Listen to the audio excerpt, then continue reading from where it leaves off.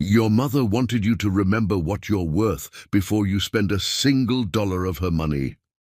The words hung in the cold night air like frozen breath. Jada Beatrice looked up from the trash bin behind the cafe, her fingers still wrapped around a discarded sandwich that someone had barely touched. The woman speaking wore a coat that whispered of wealth, black cashmere, perfectly tailored, the kind of garment Jada had once worn without thought. Now it seemed impossible that she'd ever lived in that world.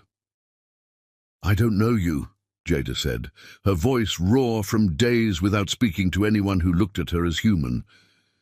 "But I knew your mother intimately. My name is Evangeline Hartwell. I served as her attorney for the past 15 years. The woman's face held no pity, only something that looked like respect. "Your mother, Eleanor Beatrice, passed away 8 days ago. Her final instructions were explicit. I was to find you personally, wherever you were, and deliver her message face to face." The sandwich tumbled from Jada's hands. She gripped the metal edge of the trash bin, feeling the cold bite into her palms. "My mother is dead? I wish I could have found you sooner. She held on longer than the doctors predicted, kept asking if I'd located you yet. She wanted to see you one more time, but I wouldn't come. I wouldn't answer her calls. I chose him over her, and now she's gone, and I never—" The words choked off. Jada felt her legs buckle, and suddenly she was on the pavement, the concrete rough against her knees. Years of held-back grief erupted from somewhere deep in her chest, sounds that didn't seem human coming from her throat. Evangeline knelt beside her, heedless of the filth on the ground. She didn't reach out to touch Jada, didn't offer false comfort. She simply waited, present and patient, until the worst of the storm passed. When Jada could finally breathe again, Evangeline spoke quietly. "Your mother understood why you stayed away. She knew what he did to you, how he twisted everything until you couldn't see straight. That's precisely why she did what she did." Jada wiped her face with trembling hands. "What are you talking about? Eleanor left you her entire estate, the mansion on Laurel Heights where you grew up, the Ferrari she bought to celebrate Beatrice Couture's first major success, her personal fortune, her investments, her legacy." Evangeline paused, letting the words settle. "Conservative estimates value everything at $500 million. The number was absurd." Jada stared at this elegant stranger, trying to process what she was hearing. She was sitting in an alley, wearing clothes she'd been wearing for weeks, and this woman was telling her she was rich. She said if I married him, I'd get nothing. She made me choose.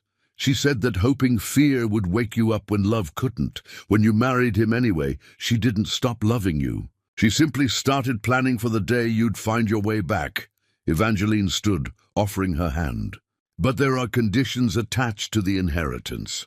Significant ones. We need to discuss them somewhere warm. My car is just there." Inside the vehicle, heat enveloped Jada like an embrace from another life. Evangeline handed her water and a thick envelope embossed with her mother's initials. "The conditions are not negotiable," Evangeline began. "First, you must return to the world your mother built. Not just physically inhabit her home, but truly return. Beatrice Couture has been failing since you left. You have 1 year to restore the company to profitability and creative relevance." Jada's hands shook as she opened the envelope. Inside were photographs of the mansion, the design studios, the gardens where she'd spent countless afternoons with her mother, learning to see beauty in every detail. "The second condition is more complex," Evangeline continued, her voice taking on an edge. "The Kin family has been systematically attempting to destroy the historic district surrounding your mother's estate. Asher's development company wants to demolish dozens of homes, beautiful, irreplaceable buildings, to construct generic luxury towers. Your mother spent her final years fighting to preserve that neighborhood. She wants you to finish the fight." Hearing his name was like being struck. "Asher is trying to tear down my mother's neighborhood. He began the acquisition process shortly after your divorce. Some believe it was strategic, attacking what your mother loved most, punishing her for trying to protect you from him." Rage flooded through Jada's body, hot and clarifying. All those years defending him, believing his version of reality, letting him convince her that her mother was controlling and unreasonable. And while she'd been isolated and manipulated, he'd been planning revenge against an elderly woman whose only crime was loving her daughter. If I meet these conditions, the estate becomes mine. If you fail, everything goes to charity. Your mother was adamant. She said you needed more than money. You needed purpose. You needed to remember who you were before he systematically erased that person. Jada stared at the photographs. On the back of one, her mother had written in her familiar hand, "For my daughter who forgot she was a queen. Come home. When can I start?" Evangeline's smile was genuine. "Right now. The staff has been maintaining the mansion, waiting for your return. They never stopped believing you'd come back." The drive through the city felt dreamlike. Jada watched neighborhoods transform from desperate to prosperous, each block bringing back memories of walks with her mother, conversations about art and legacy, dreams they'd built together before everything shattered. The mansion appeared like something from a fairy tale, every window glowing, the facade beautiful and impossibly familiar. As Evangeline's car stopped in the circular driveway, the front door opened and people emerged.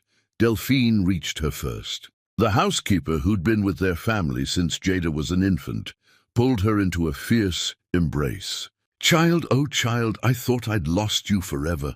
Welcome home."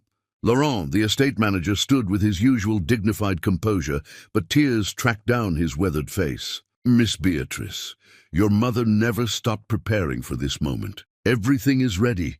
Then a younger woman stepped forward, her expression guarded. "I'm Imani, your cousin. We met a few times when I was younger before you left."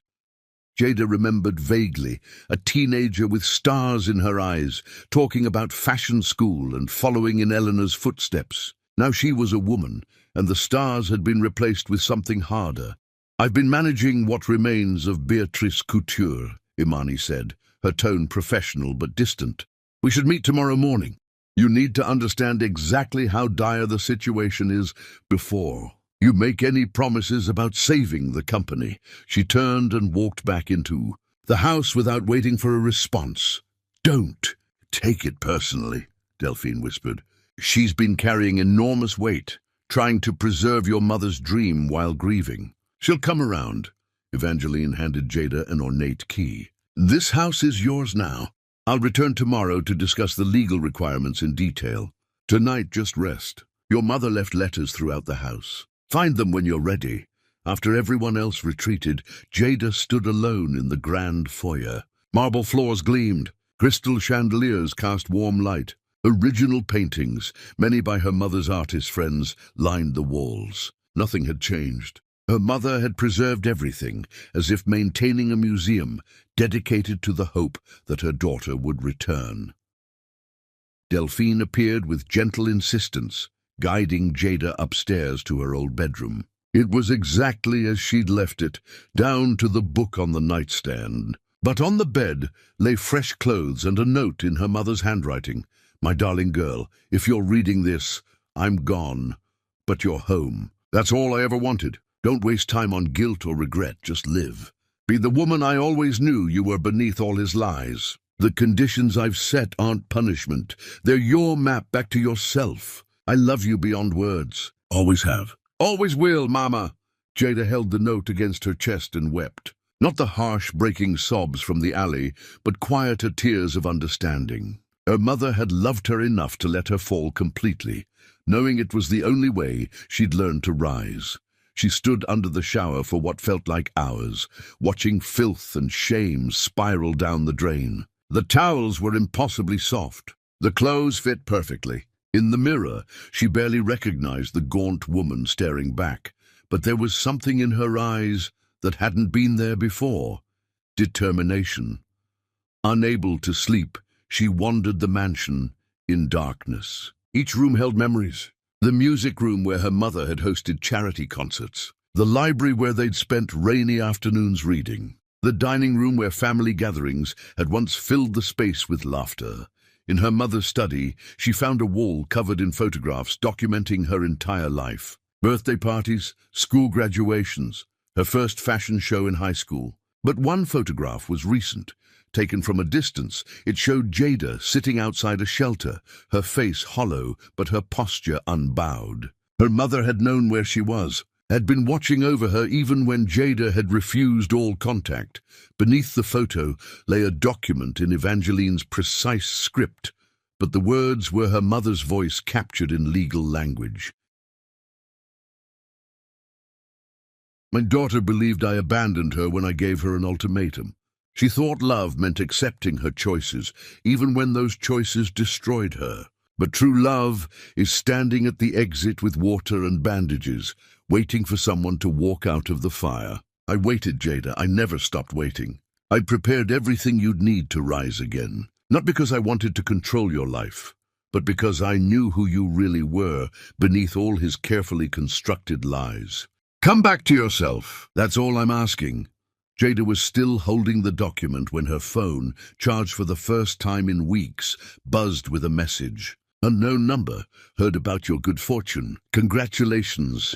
Remember what I told you when we divorced? That support I gave you during our marriage has value. We built our life together, and I expect fair compensation for my contributions. My lawyer will be in touch soon. Let's handle this maturely. Asher. Her hands trembled with rage. He couldn't even allow her one night of peace. One night to grieve her mother without his poison seeping in. Another notification appeared. An email this time. Official legal letterhead, making it look important and intimidating. Notice of legal action. Kinvey versus Beatrice Estate. Mr. Asher Kinv is filing suit seeking rightful compensation from the inheritance received by his former spouse, Jada Beatrice. Claim: Mr. Kinv provided substantial support during their marriage, entitling him to 50% of all inherited assets. Initial hearing has been scheduled. Immediate legal representation is strongly advised. Jada sat in her mother's chair, surrounded by evidence of love and legacy, staring at threats from a man who had already taken so much. But something was different now. She wasn't the broken woman he'd thrown away. She was Eleanor Beatrice's daughter, sitting in Eleanor Beatrice's home, surrounded by Eleanor Beatrice's strength. She called Evangeline, unconcerned about the late hour. I need you to tell me everything about the legal team my mother assembled. Because Asher Kinv just declared war.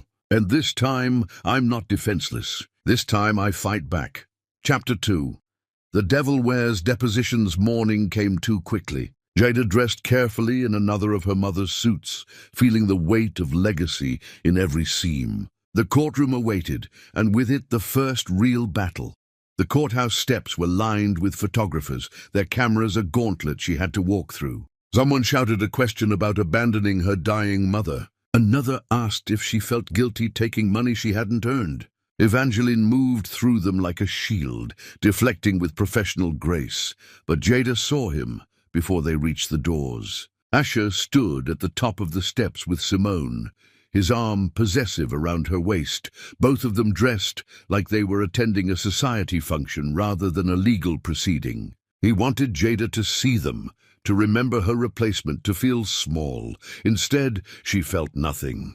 The man who had once consumed her entire world now seemed impossibly distant, like a photograph of someone she'd known in another life. Simone's eyes met hers for a brief moment. Was that guilt, sympathy? Whatever it was disappeared as Asher pulled her closer, performing for the cameras. Inside the courtroom, Jada took her seat beside Evangeline. Across the aisle, Asher's legal team arranged themselves with military precision. 3 attorneys, all expensive suits and careful expressions, preparing for systematic destruction. Then he entered. Tobias Sheffield moved through the courtroom with the confidence of someone who'd never lost. Silver threaded his dark hair. His eyes assessed everything with surgical precision. When he placed his briefcase down and finally looked at Jada, his expression revealed nothing. No sympathy, no acknowledgement of her humanity. She was simply a problem to be solved. Judge Patricia Holloway entered, and the room rose as one. Mr. Sheffield, present your opening argument. Tobias stood, and when he spoke, every word was calculated for maximum impact. Your Honor, this case centers on a simple principle of fairness. My client devoted years to supporting his then-wife during a period when she had completely severed ties with her family. He provided shelter, financial support, emotional stability. He stood by her when her own mother refused to help. Jada's jaw tightened. Evangeline's hand found hers under the table, steadying. The defendant now benefits from an inheritance worth hundreds of millions, wealth she did nothing to earn. Meanwhile, my client, who actually supported her through genuine hardship, receives nothing. We're not seeking charity. We're seeking recognition that marriage is a partnership, and sacrifices made during that partnership deserve acknowledgement. He sat down, and Jada realized she'd stopped breathing. He'd made Asher sound noble, made her sound like an opportunist. Worse, he'd done it so smoothly that doubt crept in, even knowing the truth. Evangeline rose with quiet authority. Your Honor, Mr. Sheffield presents compelling fiction. Let me offer facts. Jada Beatrice didn't sever ties with her mother through indifference. She was systematically isolated by a controlling spouse who recognized that her mother represented the one voice of reason that might help her see reality. She moved toward the judge, commanding attention without demanding it. Mrs. Eleanor Beatrice didn't refuse to help her daughter. She refused to enable an abusive relationship by providing resources that would be controlled by Mr. Kinvey. It was an act of desperate love, not abandonment. The moment Mr. Kinv divorced the defendant, taking everything they'd accumulated, leaving her literally homeless, her mother began preparations for her daughter's inevitable return. Evangeline placed a document before the judge. This letter, written by the deceased immediately after the divorce, establishes the inheritance conditions. Mrs. Beatrice explicitly states she structured her estate to give her daughter not just money, but the opportunity to rebuild her self-worth. She understood her daughter would need more than financial support. Judge Holloway examined the document carefully. As for Mr. Kinv's so-called support, Evangeline continued, steel entering her voice, we will demonstrate that he systematically controlled the defendant's access to all resources, isolated her from employment opportunities, and weaponized financial dependence as a tool of psychological abuse. Support and control are not synonymous. The judge looked between both attorneys. Mr. Sheffield, you're requesting immediate depositions. Yes, Your Honor. We believe the defendant's household staff and business associates can illuminate the true nature of the relationship between mother and daughter, which is directly relevant to determining whether this inheritance is appropriate. Objection, Evangeline said firmly. Whether the defendant deserves her inheritance is not a legal question before this court. Mrs. Beatrice had absolute right to leave her estate to whomever she chose, under whatever conditions she wished. The court will allow limited depositions, Holloway ruled. But, Mr. Sheffield, restrict your questions to the marriage and the support your client claims to have provided. This will not become an inquisition of a deceased woman's choices. Understood? Perfectly, Your Honor. As the hearing concluded, Tobias passed Jada's table. His stride slowed almost imperceptibly, and for one moment their eyes met. Something flickered in his expression. Not sympathy exactly, but recognition that she was more than a case file. Then it was gone, and he continued walking. Outside, Asher performed for the media. I loved my ex-wife deeply. I still care about her well-being. This isn't revenge, it's about principle. About recognizing that when you support someone through their darkest moments, that commitment deserves respect. Jada wanted to scream the truth about his rage, his control, the deliberate destruction of her sense of self. But Evangeline's hand on her arm reminded her that emotional outbursts would only validate his narrative of her instability. Back at the mansion, Laurent had prepared tea in the conservatory. Delphine hovered nearby, maternal concern radiating from her, until Evangeline gently suggested they needed privacy. The depositions will be brutal, Evangeline warned once they were alone. He's going to question everyone who loves you, and he's exceptionally skilled at making loyalty appear suspicious. Delphine, Laurent, Imani, they'll all face intense interrogation about your mother's choices, your relationship with her, every painful detail. I know. Jada stared into her teacup. He's going to try to prove I'm unworthy, that I abandoned my mother for him, then crawled back only when money entered the picture. Yes, we need to prepare for how devastating that will feel. These people have protected you, waited for your return. No, they'll be forced to relive your absence, while a hostile attorney twists their words. Jada stood, moving to the windows overlooking gardens her mother had spent decades perfecting. Every plant, every stone pathway, every fountain, all chosen with love and care. My mother gave me 1 year to save her company and stop Ash's development. But he won't allow me that year. He'll drag this litigation out, tie up the estate, make meeting her conditions impossible. That appears to be his strategy, yes. Then we move faster. I need to see Imani immediately, understand exactly what I'm facing with Beatrice Couture. I need to meet whoever's been fighting the development. I need to start rebuilding while he's focused on destroying me in court. Evangeline smiled slightly. Your mother would be extremely proud. That's precisely the response she hoped for. Late that night, unable to find sleep, Jada wandered into her mother's bedroom. She'd been avoiding this room, but grief and exhaustion finally drew her there. Everything remained untouched. Perfume bottles on the vanity still held her mother's scent. A book lay open on the nightstand. Slippers waited beside the bed as if their owner would return any moment. On the desk sat a stack of letters tied with faded ribbon, all addressed to Jada, none ever mailed. She sat down and began reading, one after another. Her mother had written regularly, documenting everything, her illness progression, the neighborhood fight, Beatrice Couture's slow decline, and beneath it all, endless love for an absent daughter. I saw you today, my darling. You didn't see me, but I was there. You were outside that shelter on Maple Street, looking so tired and lost. Everything in me wanted to run to you, to bring you home immediately. But I know you're not ready yet. He has to finish destroying the illusion before you can see truth clearly. It's killing me to wait, but I promised myself I'd wait. Come back when you're ready. I'll be here. I'll always be here. The date placed this letter just weeks before her mother's death. She'd been dying, watching her daughter suffer from a distance, waiting with the patience of someone who understood that some lessons couldn't be taught, only learned through pain. Jada pressed the letters against her heart and let herself cry. Not the desperate sobs of the alley, but quiet tears of understanding. Her mother had loved her enough to watch her fall, knowing it was the only path to eventual rising. A sound at the door made her look up.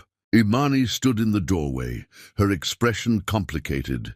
Delphine mentioned you were awake. I couldn't sleep either. She hesitated. May I come in? It was your aunt's room. You have every right. Imani entered but didn't sit. That's not true. She was your mother. This was always your home. I was just the cousin who tried to hold things together while you were gone. I'm sorry, Jada said. The words inadequate but necessary. For leaving, for abandoning everyone, for choosing him over everything that mattered. Don't apologize yet. Imani's voice carried sharp edges. You don't get to come back and say sorry and have everything be forgiven immediately. Your mother spent years trying to salvage what you left behind. Years, Jada. While you were with him, she was fighting to preserve your legacy. She died still fighting, still hoping you'd return. The truth landed like blows. You're absolutely right. But Imani continued, her voice softening fractionally. She also spent those years planning for you. Everything she did was for you. The conditions in her will. We discussed them extensively. She wanted to ensure that if you came back, you'd have to really come back. Not just physically, but as yourself again. I don't even know who that is anymore. Then we'll figure it out together. Because tomorrow morning, I'm showing you exactly how dire things are at Beatrice Couture. It's going to hurt. But if we're going to save it, you need to see the truth. After Imani left, Jada returned to her room, but sleep remained elusive. She pulled out her old sketch pad from the closet and began drawing for the first time in years. Her hand moved awkwardly at first, muscles unused to the motion, but gradually the lines began to flow. She sketched a dress. Strong architectural lines, not delicate or pretty but powerful. A dress for a woman going to war. Her phone buzzed. Another unknown number. Against every instinct screaming caution, she opened the message. I hope you understand this doesn't have to be adversarial. We had meaningful years together, Jada. I'm not trying to hurt you. I simply want what's fair. Call off your attorney and let's discuss this reasonably like adults. There's no need for this to become ugly. TSTS Tobias Sheffield. Her opponent's attorney was contacting her directly, violating every ethical boundary. She should immediately report this to Evangeline. Instead, she found herself staring at the message, analyzing every word. I hope you understand, and I'm not trying to hurt you. Phrasing that suggested personal investment beyond professional obligation. She deleted the message without responding.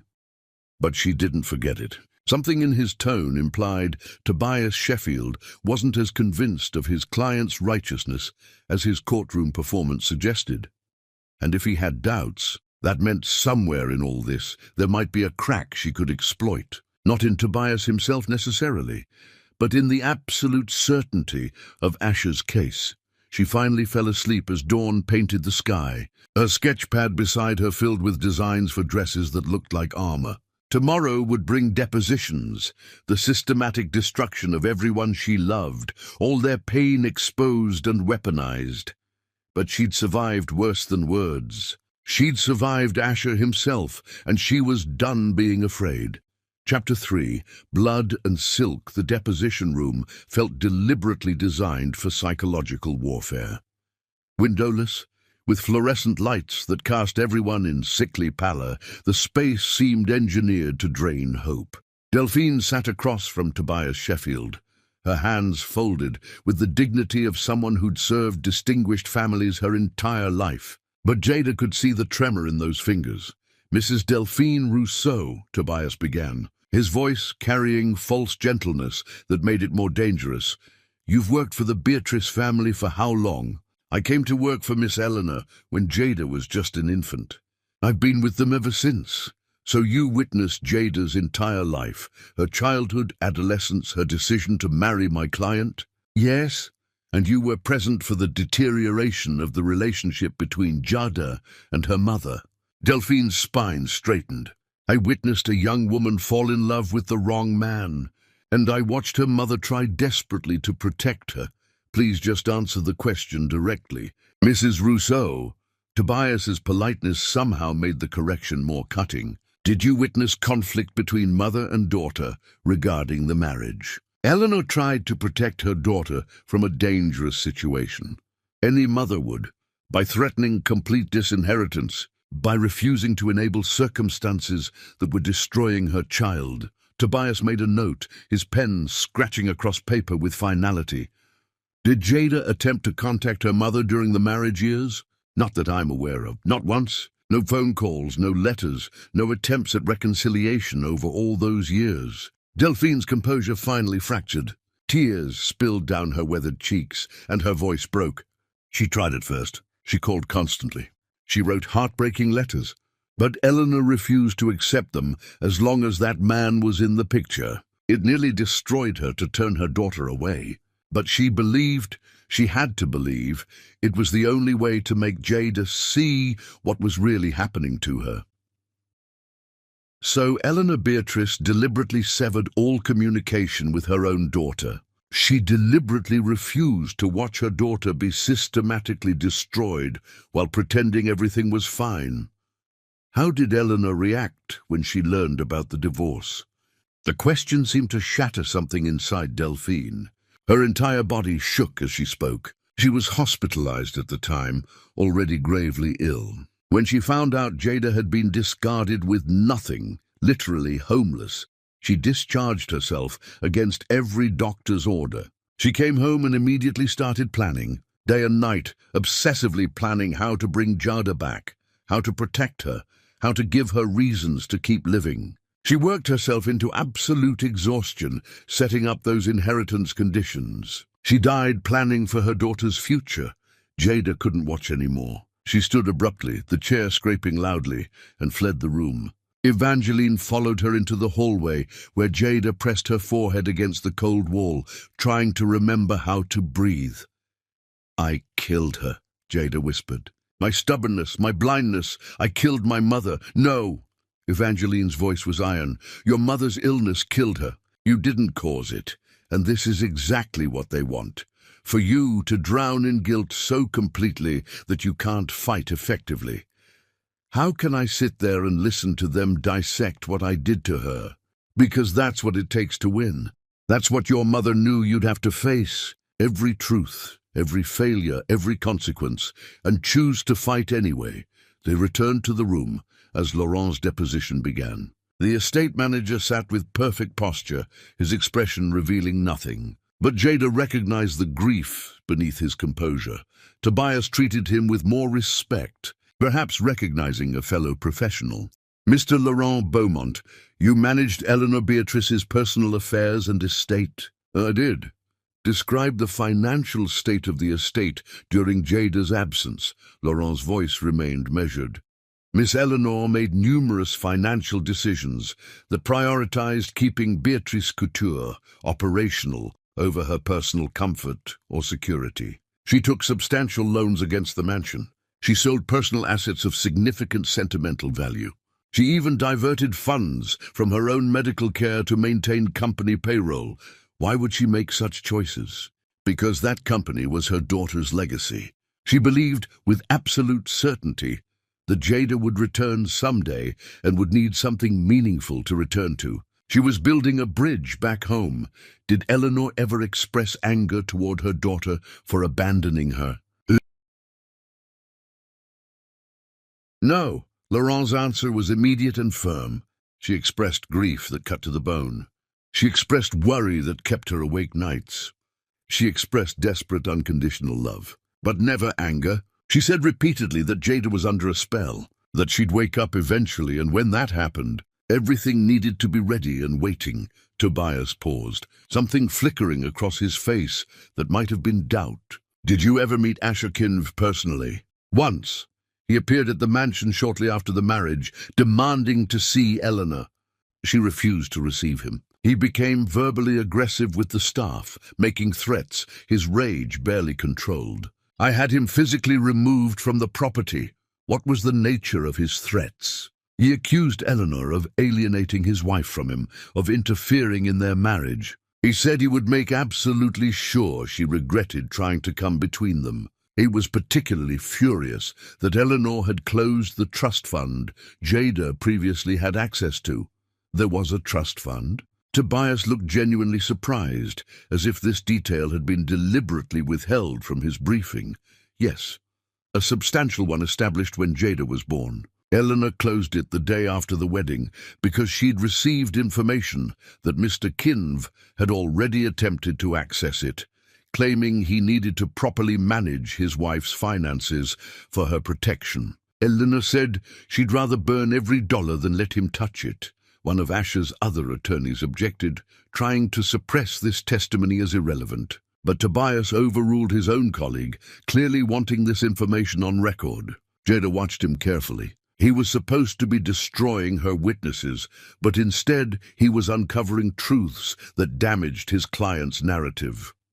When Imani's turn came, the tension in the room became suffocating. She sat down with barely controlled fury, someone who'd been waiting for this opportunity. Tobias seemed to sense the danger. "Miss Imani Chambers, you're the defendant's cousin and have been managing Beatrice Couture. What little remains of it, yes. Describe the company's current condition." "Devastated. We've lost every major account, our most talented designers, our entire reputation for reliability. We're surviving on small commissions and the loyalty of a handful of long-time clients who remember what we used to be." "When did this decline begin?" Imani looked directly at Asher, her voice sharp enough to draw blood. "Approximately 1 year after Jada married him. Our suppliers suddenly started refusing to work with us. Our clients became mysteriously unavailable. Applications for standard loans were inexplicably denied. We later discovered through considerable investigation that someone had been actively, deliberately sabotaging every relationship we had. You're making serious accusations. Do you have evidence? I have testimonies from multiple suppliers who were contacted by representatives from Kinvey Enterprises, offering them substantially more favorable terms if they immediately stopped doing business with us. I've recovered emails from former clients who admitted, some reluctantly, some angrily, that they were pressured to drop us. I have a documented paper trail of deliberate interference that corresponds exactly with Jada's marriage to your client. Tobias went very still. You're directly accusing my client of deliberately destroying Beatrice Couture. I'm not accusing. I'm stating documented facts. Asher Kinv saw Jada's family as an obstacle to complete control over her. He wanted her absolutely dependent on him, so he systematically set out to ensure she'd have nothing, no family business, no legacy, no refuge to return to if she ever tried to leave. He attempted to erase her entire family's legacy while he was erasing her sense of self. These are extremely serious allegations. Then perhaps you should ask your client about them directly. Imani's voice carried years of watching. Her aunt died trying to save what one man had tried to destroy. Ask him why Eleanor Beatrice spent her final years fighting endless legal battles against his development plans. Ask him why he dramatically accelerated those plans immediately after divorcing. Jada, ask him why he's demanding money from an inheritance. He spent years actively trying to prevent Jada from ever receiving. The deposition ended in chaos. Asher's attorneys demanded all of Imani's evidence be excluded as inflammatory and prejudicial. Evangeline argued it was directly relevant to determining whether Asher had truly supported Jada or had systematically destroyed her every option for independence. Judge Holloway would rule later, but damage had been done. A new narrative had emerged, one painting Asher not as a supportive spouse, but as a calculating predator who'd hunted his prey with patient precision. That night at the mansion, Jada found herself in the design studio. Her mother's sketches surrounded her, decades of creativity and vision, preserved in pencil and paper. She began sorting through them, and patterns she'd never noticed before emerged. Each collection had an overarching theme, but underneath, every single piece was individually named. Not with typical fashion names like Midnight Elegance or Summer Dreams, but with moments from Jada's life. Jada's first steps. Summer in the garden. Teaching my daughter to dream. Every garment her mother had ever designed was a love letter to her daughter. Imani found her hours later, surrounded by papers, tears streaming down Jada's face. She never stopped loving me, Jada whispered. Every piece, every design, it was all for me. Even when I wasn't here, when I'd chosen him over her, she was still creating for me. Imani knelt beside her, picking up a sketch. This one's from the year after you left. The collection was called Absence and Longing.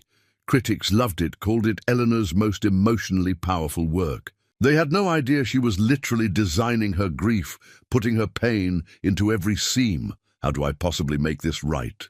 You can't undo the past or bring back lost time.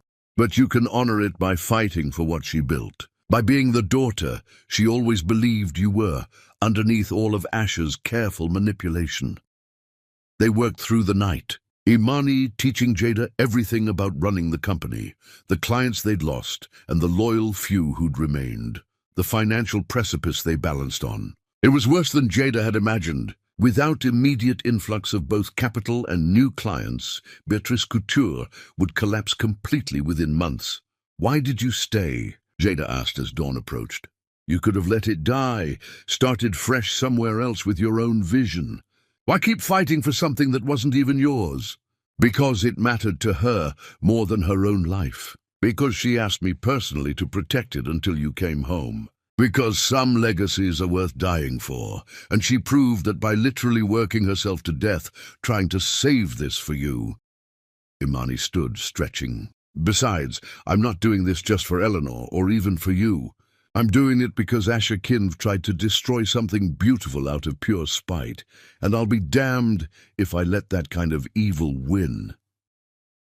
A knock at the studio door interrupted them. Delphine entered, carrying coffee and pastries, but her expression was troubled.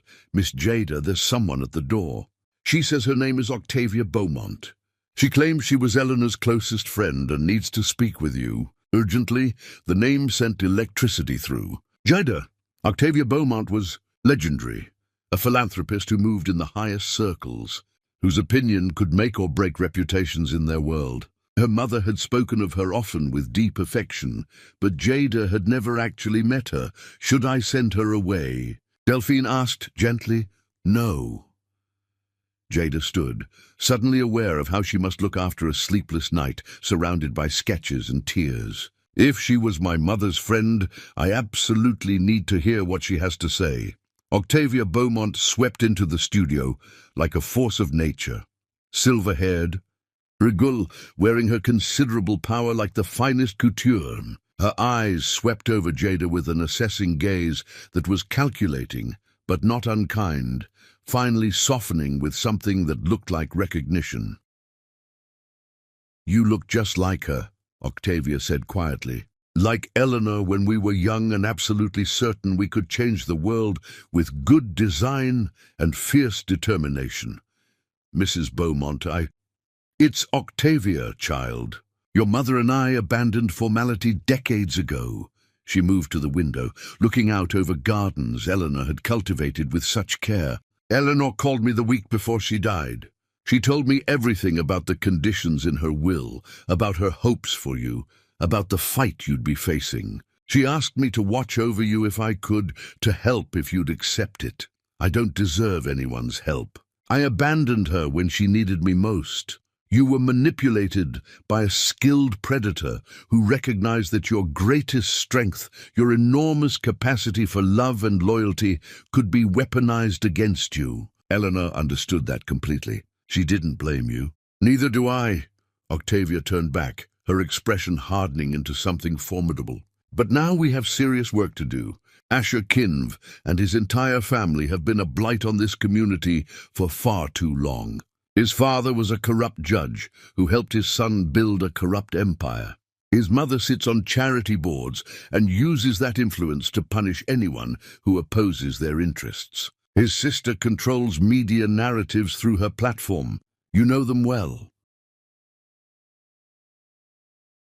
"Know them? I've been actively fighting them for years. They've tried to bulldoze 3 other historic neighborhoods to build their empty monuments to excess. Eleanor and I stood together against them every single time. Now Eleanor's gone, and you're the one standing in their way." Octavia placed a thick file on the table. "This contains everything I know about the Keen family's activities over the past decade. Evidence of bribery, manipulation, financial impropriety. Some of it's legally actionable. Some of it's just truth that wealthy families don't want exposed. Use it wisely. Why are you giving this to me? Because Eleanor was my dearest friend for over 40 years. Because I watched her heart break over losing you. Because I held her hand when she died, and her very last words were about you. Tell my daughter she's stronger than she knows.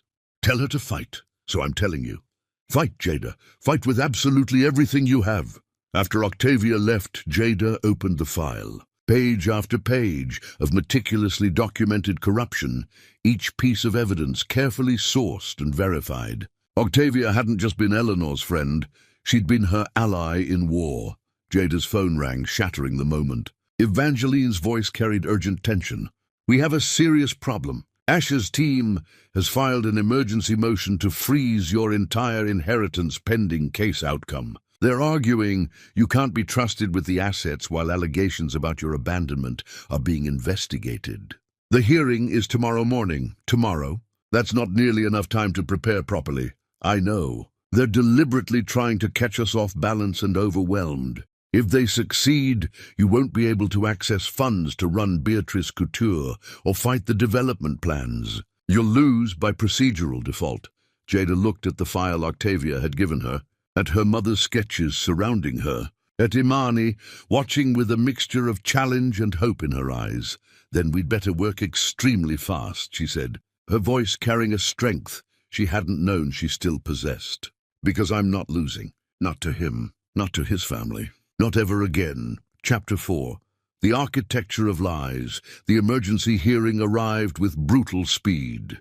Jada had barely slept, spending the entire night with Evangeline and Soren Whitlock, the legendary attorney her mother had retained, a man whose snow-white hair and penetrating eyes suggested he'd seen every legal maneuver ever invented and had counter-moves for all of them. "They're going straight for your throat," Soren said, his voice gravelly but sharp. "Freezing your assets would make it impossible to meet your inheritance conditions. You'd lose everything through procedural warfare alone. It's vicious, but I'll admit it's elegant. Can we stop it?" "Depends entirely on Judge Holloway. She's fair but extremely cautious. If they present sufficient concern about your mental stability following months of homelessness, she might grant a temporary freeze pending full evaluation." "Evaluation?" Jada's stomach dropped sickeningly. Evangeline's hand found hers. "It's mentioned specifically in their motion. They're suggesting you're not mentally fit to manage this level of wealth given your recent trauma. It's deeply offensive, but it's also strategically brilliant. So they're going to have me declared incompetent. They're going to try their absolute best." Soren's voice turned to steel. "Which is why we're going to show the court exactly how competent you are. You've been home less than 2 weeks, and you're already rebuilding Beatrice Couture, working with community leaders on preservation efforts, managing an enormously complex estate. That's not incompetence, that's exceptional resilience under impossible circumstances." The courtroom was packed with media when they arrived. Asher sat with his new attorney. Tobias was notably, conspicuously absent. The replacement was someone Soren recognized immediately, his expression darkening with genuine concern. "Evander Cross," he muttered quietly. "They brought in a specialist. This is going to be extremely ugly." Cross stood to present the motion, and Jada immediately understood Soren's concern. Where Tobias had been precise and coldly professional, Cross was theatrical, performative, and deliberately cruel in ways that appeared benevolent. "Your Honor, we're not here to attack Miss Beatrice. We're here out of genuine concern for her well-being and safety. A woman who spent months homeless, literally scavenging for food from trash bins, exposed to elements and the profound psychological trauma that entails, cannot possibly be expected to suddenly manage an estate worth hundreds of millions of dollars. It would be profoundly irresponsible to allow it without proper safeguards." He produced photographs that made Jada's breath catch painfully. Images of her during those awful months, sitting outside shelters looking hollow, digging through trash, sleeping on benches, her face gaunt and her eyes empty. Someone had been following her, documenting her lowest moments. These images show a woman in severe crisis, a woman who desperately needs help, not the crushing burden of enormous financial responsibility. "My client, Mr. Kinv, is actually trying to protect his ex-wife by asking this court to ensure she receives proper evaluation and support before taking on such overwhelming demands." The narrative was brilliant in its calculated cruelty, making Asher appear concerned and protective, making Jada appear fragile and incapable, making the inheritance look like a burden rather than her birthright and salvation. Evangeline stood, fury barely controlled beneath professional composure. "Your Honor, Mr. Cross has very conveniently omitted the reason Miss Beatrice was in those devastating situations. His client divorced her and deliberately left her completely destitute, taking every single asset they'd accumulated together. He didn't show any concern then. This sudden worry for her mental health is transparent manipulation. The past relationship dynamics are not relevant to current mental competency assessment," Cross countered smoothly, as if he'd anticipated this exact response. Judge Holloway looked troubled, clearly torn. "Miss Beatrice, I'd like to hear directly from you. How do you respond to these concerns about your ability to manage your inheritance?" Jada stood, her legs shaking, but her voice finding steadiness. "Your Honor, I won't pretend those months weren't absolutely devastating. They were. I lost everything, my home, my dignity, my entire sense of self. But I never lost my sanity or my will to survive. The moment I had resources again, I immediately began productive, meaningful work. I'm not asking to be given anything I can't handle. I'm asking to be allowed to fulfill my mother's final wishes. With respect, Your Honor. Whoa, Cross interrupted smoothly. Survival instinct is not equivalent to mental fitness for complex financial management requiring sophisticated decision-making. Then let her be properly evaluated, Lysoren said, standing with commanding presence. But by a legitimate independent professional, not someone hired specifically by opposing counsel with vested interest in a particular outcome. Let the court appoint an unbiased psychiatrist. Let them assess Miss Beatrice thoroughly and professionally. And in the meantime, denying her access to her inheritance serves absolutely no purpose except ensuring she fails her mother's conditions by making them impossible to meet. Judge Holloway considered this carefully, weighing competing interests. I'm going to order a psychiatric evaluation by a court-appointed professional with impeccable credentials. But I'm not freezing the entire estate as requested. Miss Beatrice will have access to sufficient funds to maintain the property and continue current operations. But major financial decisions requiring substantial capital will be temporarily suspended until we have that evaluation completed. Are we clear? It was a compromise that truly served no one. Jada could survive but not actually thrive or act decisively. Cross looked satisfied. He'd gotten most of what he wanted and created the exact obstacle he'd intended. Outside the courtroom, reporters swarmed like predators. Miss Beatrice, do you believe you're mentally stable? Are you concerned the evaluation will reveal you're unfit for this responsibility?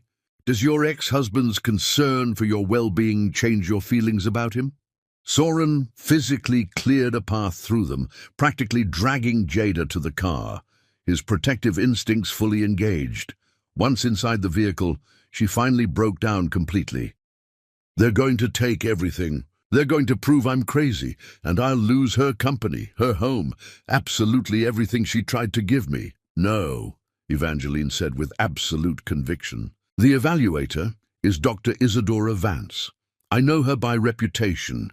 She's exceptionally thorough, scrupulously fair, and she absolutely doesn't tolerate manipulation or political pressure. If you're honest with her, if you show her the truth of what you've endured and how you're genuinely recovering, she'll see your strength. What if she doesn't? What if she just sees a homeless woman who lost her mind? Then we appeal immediately and we fight even harder. But I genuinely don't think that's what she'll see. I think she'll see exactly what your mother saw, a woman who survived, something that destroys most people and came out ready and determined to rebuild. The evaluation was scheduled for the following week. Dr. Isadora Vance's office was deliberately neutral, comfortable without being too comfortable, professional without being cold. The doctor herself had kind eyes and an expression suggesting she'd heard absolutely every story and judged precisely none of them. Jada, I want you to understand clearly that this isn't an interrogation or trap. I'm here to assess your current mental state, your capacity for sound decision-making, and your ability to manage stress appropriately. I've read all the court documents. I know what you've been through. This is your opportunity to tell me, in your own words, what happened and where you are now, mentally and emotionally. For hours, Jada talked about her marriage, about the slow, systematic erosion of her identity, about Ash's control disguised as care and protection, about the divorce that left her with absolutely nothing, about months of homelessness, the fear, the hunger, the nights when survival itself seemed questionable. But she also talked about finding her mother's letters, about understanding what genuine love looked like when it refused to enable destruction, about the unexpected strength she discovered in having nothing, the clarity that came from being stripped of everything false and performative. Dr. Vance listened without interrupting, taking occasional notes, her expression revealing nothing of her thoughts or conclusions. "Tell me specifically about your current projects. What are you actually doing with the inheritance resources?" Jada described her work with Imani in detail, the plans to genuinely revive Beatrice Couture, the ongoing fight to preserve the historic district from demolition. She showed sketches she'd been working on, explained her vision for honoring her mother's legacy while creating something authentically new and meaningful. "And how do you feel when you think about Asher now?" The question caught her completely off guard. Jada sat with it, genuinely searching for truthful answers. "Sad, mostly. Profoundly sad that I loved someone so completely who never actually saw me as a person with inherent value. Sad about all the years I lost, but not afraid anymore, not controlled. He can't hurt me now because I finally truly understand that his power was always an illusion I chose to believe in." Dr. Vance made another note. "That's a remarkably mature and healthy perspective. It took losing absolutely everything to find it. Do you have thoughts of self-harm? Any suicidal ideation?" "No, I did during the homelessness. There were genuinely nights I wanted to stop existing entirely. But I don't feel that way now at all. Now I'm angry and I'm fiercely determined, and I'm not going to let him take anything else from me ever again." The evaluation continued over multiple intensive sessions. Dr. Vance asked about sleep patterns, eating habits, relationships with people in her current life. She asked about trauma symptoms, about triggers, about how Jada managed stress when it threatened to overwhelm her. Between sessions, Jada threw herself completely into work. The fashion show was coming together, a tribute collection based on her mother's original designs, reimagined and updated for contemporary audiences. It was risky, expensive, and exactly what Beatrice Couture needed to announce its genuine return to relevance. Imani worked beside her constantly, their complicated relationship slowly healing as they built something meaningful together. The resentment was still present, but it was being overshadowed by shared purpose and mutual respect. "Your mother would absolutely love these," Imani said one evening, carefully reviewing the collection. "They're her spirit and aesthetic, but your voice and vision. That's exactly what she always wanted, for you to take what she built and make it authentically yours. I keep waiting to fail spectacularly, to prove cross-right that I actually can't handle any of this. Then stop waiting for failure and start believing what everyone who genuinely loves you already knows: you're substantially stronger than you think you are." Late one night, working alone in the studio, Jada heard an unexpected knock at the mansion's side door. Laurent had gone home hours ago. Delphine was asleep upstairs. Against every instinct screaming caution, she answered it. Tobias Sheffield stood on her doorstep, looking nothing like the composed attorney from courtroom battles. His tie was loose, hair disheveled, and his expression carried weight that matched her own exhaustion. "I know I absolutely shouldn't be here," he said immediately. "This violates every professional standard I have. But I couldn't." He stopped, visibly struggling. "I need you to know something important." "Know what?" "I left the case entirely. I told Asher I couldn't represent him anymore under any circumstances. That's why Cross is handling everything now." Jada stared at him, genuinely shocked. "Why would you do that?" "Because I sat through those depositions and heard in excruciating detail what he actually did to you. Because I reviewed evidence showing he'd been systematically destroying your mother's company while claiming to support you. Because I have a conscience, and I couldn't ignore it anymore without losing myself completely. So you're here to what? Apologize? Assuage your guilt? I'm here to help you in any way you'll allow. If you'll let me, help me. You're the enemy. You were literally paid to destroy me." "I was. I'm not anymore." He pulled out a thick file. "This contains everything I know about Asher's development plans. The real ones, not what he's officially told the city. The corners he's cutting, the officials he's paying off, the genuine damage it would cause to the community. I can't give you this officially. It would absolutely cost me my license. But I can leave it on your doorstep and walk away. and if you happen to find it, that's not my legal responsibility. Why should I trust you at all? Tobias met her eyes directly, unflinchingly. You shouldn't. Trust is earned over time, and I haven't earned yours yet. But your mother's friend Octavia came to see me personally. She told me about Eleanor, about how she fought until her dying breath to protect you. She asked me a simple question: who did I want to be? Someone who enables people like Asher, or someone who finally stands against them? I'm trying to answer that question through action.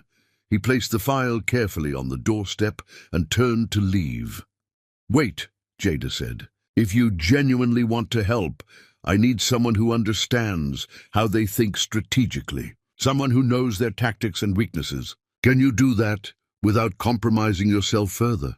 I can absolutely try. Then come to the fashion show next week. Not as Asher's attorney. Not as my attorney. Just as someone who might understand what this moment means.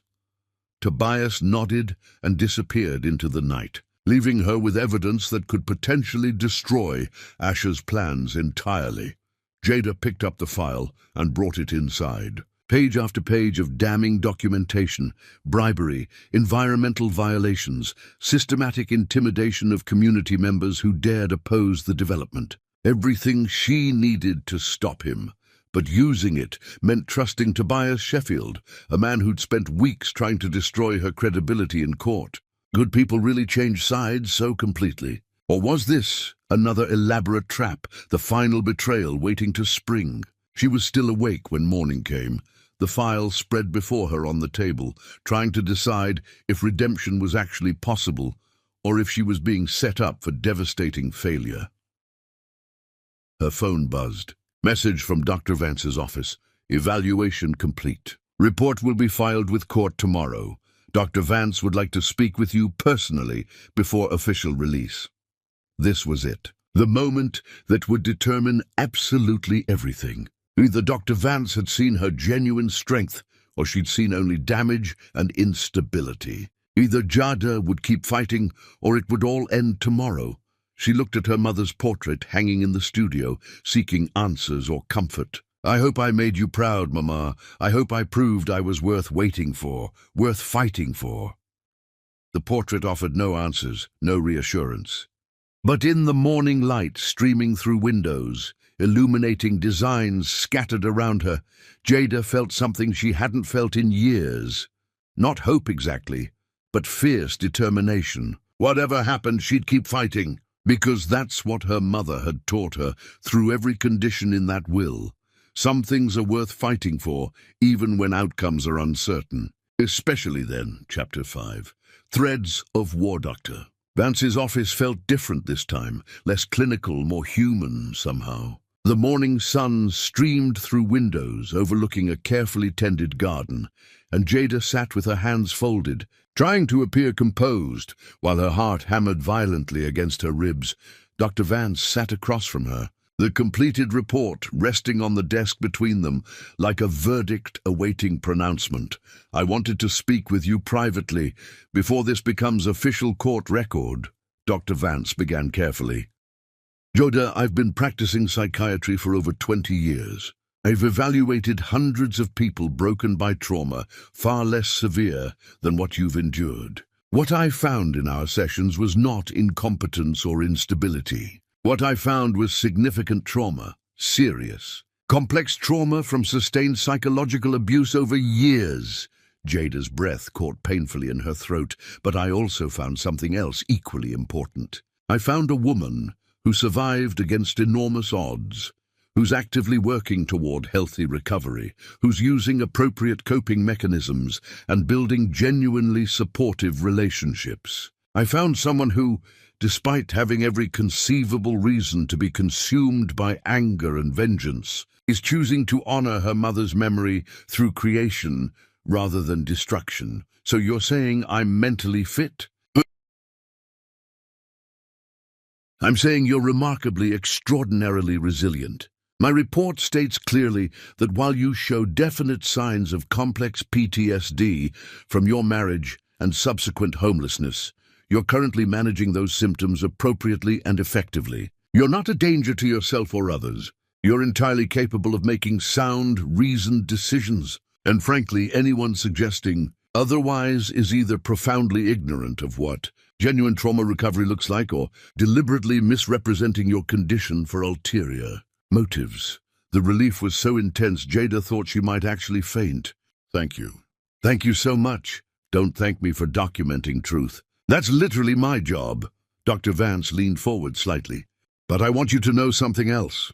My report also includes a strong recommendation for investigation into Asher Kim's conduct during your marriage. The patterns you described to me, systematic isolation, absolute financial control, deliberate destruction of your support systems, those are textbook hallmarks of coercive control. What happened to you wasn't just a difficult marriage. It was deliberate, calculated, sustained abuse. When the report was officially filed with the court, the media erupted immediately. The narrative shifted dramatically overnight. Headlines transformed from questioning Jada's stability to identifying abuse patterns. Psychiatric expert identifies coercive control in Kinvey marriage dominated every news cycle. Asher's team scrambled desperately. Cross-issued statements calling the evaluation biased, claiming Dr. Vance had been somehow influenced by Jada's attorneys. But Dr. Vance's credentials were too impeccable, her reputation too sterling. The accusations fell completely flat, making Asher's team look desperate and dishonest. The fashion show was scheduled for that weekend. Jada barely slept, obsessively perfecting every detail. The venue was the grand ballroom of the historic Rothschild Hotel, a beautiful building that Asher's development plans would demolish. The symbolism wasn't lost on anyone paying attention. The night before the show, a package arrived at the mansion. Inside was her mother's wedding veil, the delicate, beautiful veil Jada had refused to wear when she married Asher because it felt like accepting her mother's approval of that marriage. Now it was torn to absolute shreds, destroyed with such violence that pieces were barely recognizable as fabric. The note was in Asher's distinctive handwriting. You destroyed everything she loved. Now I'll destroy everything you're trying to build. Laurent wanted to call police immediately. Evangeline wanted to file for a restraining order. But Jada looked at the destroyed veil and felt something unexpected, absolute clarity. Let him threaten. Let him rage impotently. He's showing everyone exactly who he really is. We document this thoroughly. We add it to our evidence file, and we continue with the show. He wants me afraid and paralyzed. I won't give him that satisfaction. The day of the show arrived cold and bright. Jada stood backstage watching models prepare, feeling her mother's presence so strongly it was almost physical. Every piece in the collection told a story, from innocence to darkness to hard-won resurrection. It wasn't just fashion. It was testimony in fabric and thread. Imani appeared beside her, vibrating with nervous energy. The venue is completely packed.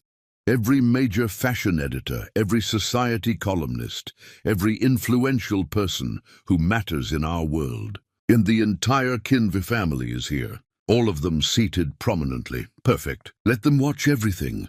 The lights dimmed dramatically. Music swelled emotionally. The show began. The first pieces were pure innocence, flowing fabrics in soft, gentle colors, designs that spoke eloquently of childhood summers and mother-daughter afternoons spent dreaming together. The audience murmured sincere appreciation.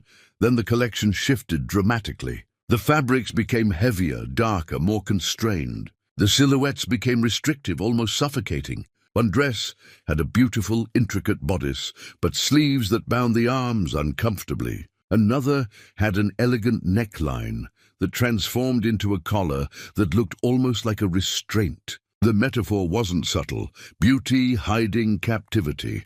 Jada watched from the wings as understanding rippled through the sophisticated audience. They were seeing her story told wordlessly in fabric and thread, in every uncomfortable constraint and beautiful surface.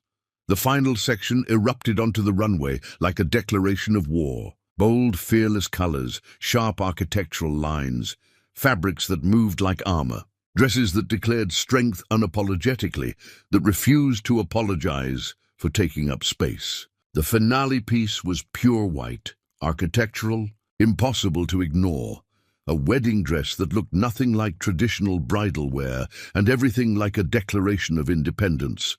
The audience rose to their feet before the last model had even left the stage. The applause was absolutely deafening. Jada walked out for the designer's bow, and the noise somehow intensified impossibly. Critics were openly crying. Fashion editors were frantically typing on their phones, already composing reviews. Cameras flashed like lightning. She looked out into the audience and found Asher. He sat frozen, his face contorted with rage, understanding exactly what she'd done. She told their entire story without naming him once. And everyone understood anyway. His mother, Lenore, sat nearby, her expression harder to read. Cold calculation mixed with something that might have been regret or respect. His sister Bryn had her phone out, already managing the narrative on social media. But his younger brother Hollis looked genuinely stricken, as if seeing his family clearly for the first time in his life. Then Jada found Tobias, standing at the very back of the room. He wasn't taking photos or notes. He was just watching her intently, and when their eyes met directly, he nodded slightly. Acknowledgement, respect, something more complicated that neither of them was ready to name or examine. Backstage was absolute chaos. Orders poured in faster than they could process them. Fashion houses wanted to carry the entire collection. Department stores competed aggressively for exclusive rights. In one show, Jada had resurrected Beatrice Couture from near death to must-have status, but she barely processed the success. She was thinking about Asher's face, about the threat he'd sent, about the absolute certainty in her gut that this wasn't remotely over. She was right. As guests began leaving in clusters, the fire alarm erupted shrilly. Security evacuated everyone calmly and professionally. But as they filed orderly out, Jada smelled smoke. Real, acrid smoke. Laurent found her in the crowd, his face grim. The electrical system. Someone deliberately sabotaged it. If the fire had started during the show with all those people packed inside, he didn't finish. He didn't need to. They all understood how close they'd come to catastrophe. Tobias appeared, his expression severe. I saw him, Asher. He was in the basement earlier near the electrical access. I followed him because something felt wrong. He was tampering with the electrical panels, but when I got close enough, he ran. I couldn't prove anything definitively, but I know what I saw. Why were you even looking for him? Because I know him intimately. I know how he operates when threatened. I knew he wouldn't just sit through your triumph without trying something destructive. The fire department confirmed deliberate sabotage. Someone had damaged wiring specifically designed to create a slow burn that would have gone unnoticed until catastrophically too late. They'd saved security footage showing a figure in the basement, but the camera angle made definitive identification legally impossible. Asher's response when questioned. He'd been in the restroom. No witnesses to confirm, but no proof otherwise either. That night at the mansion, Jada stood in her mother's studio surrounded by sketches for the next collection and evidence of attempted murder. The contrast was staggering, surreal. He's escalating dangerously, Evangeline said, having come straight from dealing with police, her professional composure visibly cracking. The veil was intimidation. This was attempted mass casualty. He's losing control of himself. Good. Jada's voice was ice. Let him lose control publicly and obviously. Every action he takes makes our case exponentially stronger and his weaker. Unless he actually succeeds in seriously hurting someone, the thought sent cold terror through her. Then we need to move faster. How soon can we present the evidence about his development corruption to the city council? With what Tobias provided and what Octavia compiled, we could be ready within a week. But Jada, using information from Tobias, could be legally questionable. He obtained it as Asher's attorney, even if he claims otherwise. He obtained it as a concerned citizen, witnessing ongoing criminal activity. That's our story, and we're not deviating from it. A sound at the door made them both turn sharply. Tobias stood there, having been let in by Laurent. I heard what happened tonight. I want to help however I can. You keep saying that, Jada said, but helping means potentially destroying your career, maybe your entire reputation. Why would you do that? Tobias stepped fully into the room, and for the first time ever, his professional mask fell completely away. Because I watched my mother stay with my father for years. He was a prominent attorney, widely respected, considered powerful. Behind closed doors, he was systematically cruel. She stayed because she thought she had no choice, because he'd convinced her no one would believe her, because he controlled absolutely everything. She died believing she'd somehow failed, that her suffering was her own fault. His voice broke slightly. When I sat in those depositions and heard Delphine describe Eleanor's pain, heard Imani talk about the systematic sabotage, heard your story through everyone else's testimony, I saw my mother. I saw what might have happened if someone had helped her, if someone had stood up and said this isn't acceptable. I can't go back and save her, but I can help you. Jada studied him carefully, really looked at him as a person rather than an opponent. Saw the grief he carried, the guilt, the desperate need to make something right that had gone wrong years ago. Helping me won't save your mother or undo the past. I know. But it might save me from becoming my father. Evangeline looked between them carefully. If you're going to work with us, even informally, we need strict ground rules. Nothing privileged. Nothing that directly violates attorney-client confidence. Only information you obtained outside that relationship or information revealing ongoing criminal activity that negates privilege. Agreed completely. They worked through the night, methodically building a comprehensive case against Asher's development plans. The evidence was devastating. Bribes to city officials, falsified environmental impact reports, deliberate manipulation of property values through systematic intimidation. Combined with Octavia's meticulous documentation and community testimonies, it was more than enough to stop the development entirely and potentially trigger serious criminal investigations. As dawn broke, Jada's phone rang. A known number, but she answered anyway. Jada? A woman's voice shaking violently with fear. This is Simone. I need help desperately. I need to talk to you, please. I don't know who else to call. I'm terrified.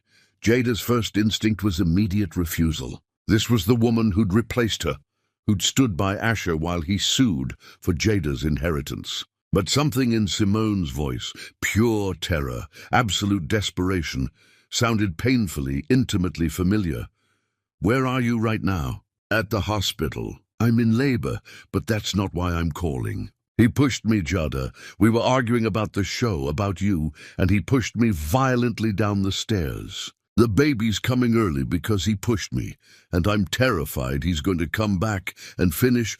I'm on my way immediately. She looked at Evangeline and Tobias. Simone's in labor at Mercy Hospital. Asher pushed her. She's asking for help. It could be an elaborate trap, Evangeline warned, or it could be another woman realizing she married a monster and desperately trying to escape. Jada grabbed her coat. Either way I'm going. My mother would have gone. She would have helped, even knowing it might hurt her. That's who she was. That's who I need to be. Tobias stood. I'm coming with you. For protection at minimum, if nothing else. At the hospital, they found Simone in a private room, hooked to various monitors, her face swollen from crying and pain. She looked younger than Jada remembered, fragile in ways that had nothing to do with pregnancy. When she saw Jada, fresh tears spilled immediately. You came. I genuinely didn't think you would. Tell me exactly what happened. The story came out in broken, painful pieces. The isolation had started slowly, Asher subtly suggesting she didn't need her friends, that they were jealous of her happiness. The criticism, her clothes, her words, her thoughts, all somehow wrong. The financial control, her accounts monitored obsessively, her purchases questioned aggressively. The escalation, verbal abuse that became pushing, shoving, escalating intimidation. Tonight I told him the show was beautiful, that you were genuinely talented. He went absolutely insane, started screaming that I was betraying him like you did, that everyone turns against him eventually. He grabbed my arm, and when I tried to pull away, he pushed hard. I fell down half a flight of stairs. Jada sat beside the bed, taking Simone's trembling hand. I'm so sorry. I know exactly what you're describing. Every single word of it. He said you were crazy. He said you made everything up to steal from him. I believed him because I loved him, and you believe people you love. But watching you tonight, seeing what you've built from nothing, I realized he'd been lying about you. And if he lied about you, he was lying about everything. You need to press charges immediately. Document everything. Don't let him convince you this was somehow an accident. I'm scared. His family has so much power, not as much as they used to. And you're not alone anymore. I'll help you. We'll make absolutely sure you and your baby are safe. Simone squeezed her hand desperately. Why would you help me? I took your place. I believed his lies about you, because nobody deserves what he does to people. Because helping you isn't about him at all. It's about us. About women refusing to let men like him win. Hours later, when Simone's baby was finally born, a daughter, miraculously healthy despite the trauma, Jada stood at the nursery window, watching the tiny life that had entered the world through such violence. Tobias stood beside her quietly. You didn't have to help her at all. Yes, I did. If I'd turned my back, I'd become exactly what he tried to make me. Small, cruel, vindictive. My mother didn't raise me to be that person. Your mother raised someone truly extraordinary. Jada looked at him. Don't make this more than it is yet. You're helping because of guilt about your mother. I'm accepting that help because I desperately need it. That doesn't automatically make us friends or allies or whatever you're imagining. Fair enough. But he didn't move away from the window. And neither did she. When Asher arrived at the hospital later, security stopped him immediately. Simone had already given a detailed statement to police, showing bruises that matched her account of being pushed. Tobias stepped forward, providing his witness account of seeing Asher near the sabotaged electrical panels at the venue. The police didn't arrest Asher immediately. His family's connections bought him temporary freedom. But they issued a restraining order, keeping him away from both Simone and the baby. As they escorted him out, Asher caught sight of Jada through a window. The look on his face was pure, unfiltered hatred. He mouthed words she couldn't hear but could read clearly on his lips. This isn't over. Jada mouthed back, I know, because wars don't end with single battles. They end when one side finally breaks completely, and Asher Kinv was just beginning to understand that he was the one breaking. Chapter 6. Testimony in Blood Simone. Testimony took place in a closed hearing, deliberately away from the media circus. But Jada sat in the back of the room, as Simone had specifically requested, moral support from the unlikeliest possible source. Evangeline conducted the examination with surprising, deliberate gentleness. Miss Turner, can you tell us how you met Asher Kinv? Simone's voice was quiet but steady, determined. At a charity gala. He was charming, successful, confident. He made me feel like I was genuinely the only woman in the room. Within weeks, we were absolutely inseparable. When did the relationship fundamentally change? Looking back now, it changed almost immediately. But I didn't see it then. He'd suggest I wear different clothes because mine weren't appropriate for someone dating a man of his stature. He'd correct how I spoke in public, saying he was helping me fit into his world. He introduced me to his family and friends, but actively discouraged me from bringing him around mine, saying they made him uncomfortable for reasons he couldn't quite explain.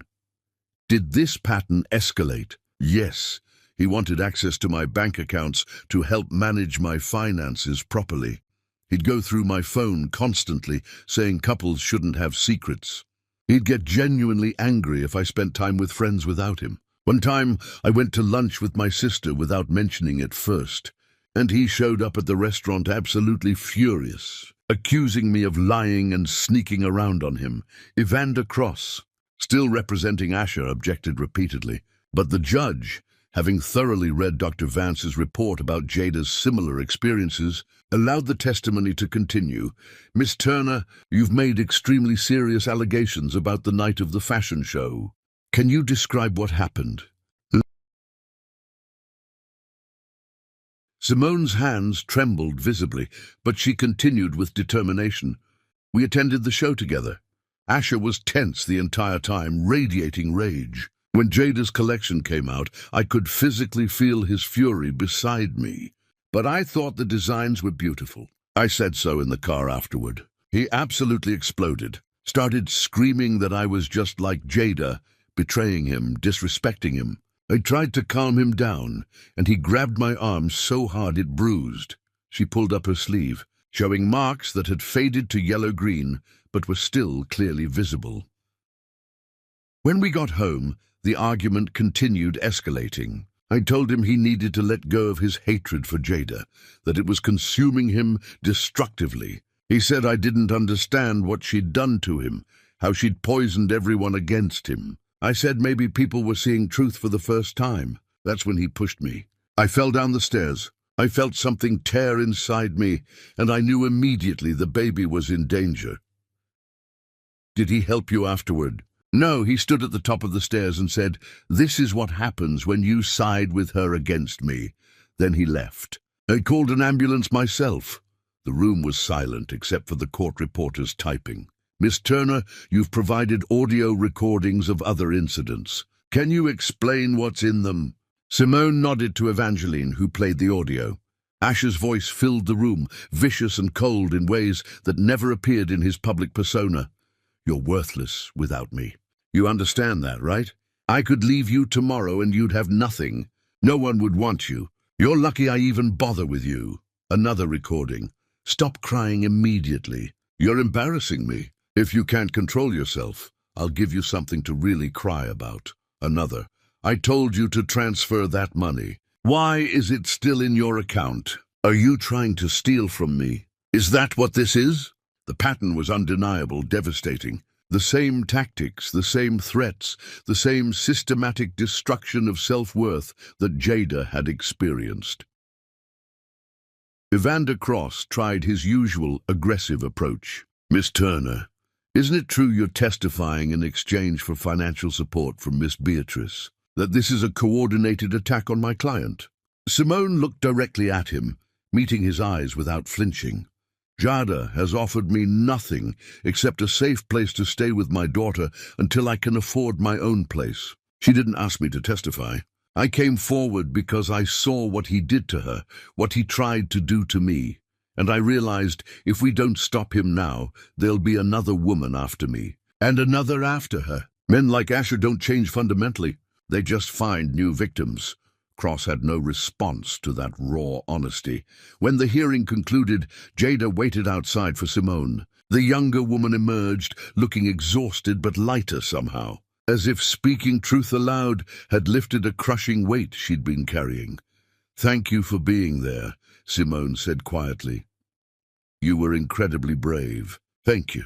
I just told the truth." "That's not bravery." "Yes, it absolutely is. Especially when truth is this painful." Jada hesitated, then continued. "I've arranged for you to stay in the guest house at my property. It's completely separate from the main mansion, private, secure. You and your daughter will be safe there while you figure out your next steps. I can't accept that. You don't owe me anything at all. I'm not offering because I owe you. I'm offering because no woman should have to figure out how to escape a man like Asher, while also worrying about keeping her child safe. Take the help. Pass it forward someday when you're able." Simone's eyes filled with tears. "He always said you were cold, selfish, vindictive. You're none of those things. I'm all of those things sometimes. But I'm also my mother's daughter, and she taught me that surviving isn't enough. You have to help others survive too, or what's the point?"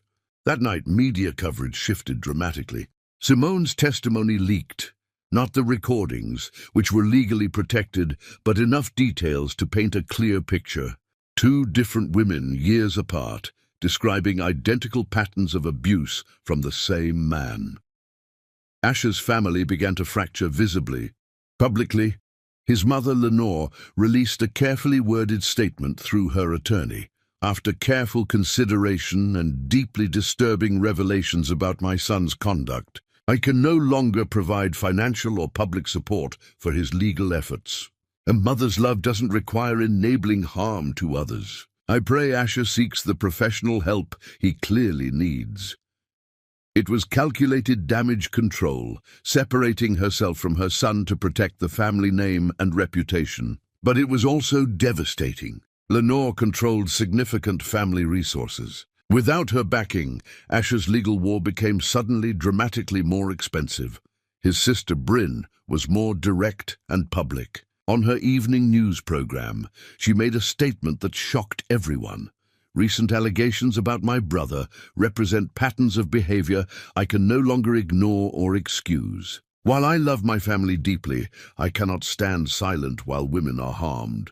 To anyone affected by Asher Kinv's actions, I believe you, and I'm genuinely sorry we didn't protect you. It was professional suicide for her relationship with her father and Asher, but it saved her career. The public respected her for choosing truth over family loyalty. Only Garrison Kinv, Asher's father, remained defiant. Despite his recent stroke, leaving him partially paralyzed and speech-impaired, he issued a statement through his own attorney. My son is the victim of a coordinated attack by vindictive women and disloyal family members. The truth will eventually prevail, but even that solidarity was about to crumble. Hollis Kinv arrived at Jada's mansion unannounced. Laurent was hesitant to let him in, but Jada agreed to see him in the formal parlor with both Laurent and Tobias present as witnesses. Hollis looked nothing like his brother. Where Asher was all sharp edges and calculated charm, Hollis carried himself with quiet discomfort, as if he'd never fit comfortably in his own skin or his family's rigid expectations. I know you have absolutely no reason to trust me, he began immediately. I'm a Kinv. That name is poison right now, and deservedly so.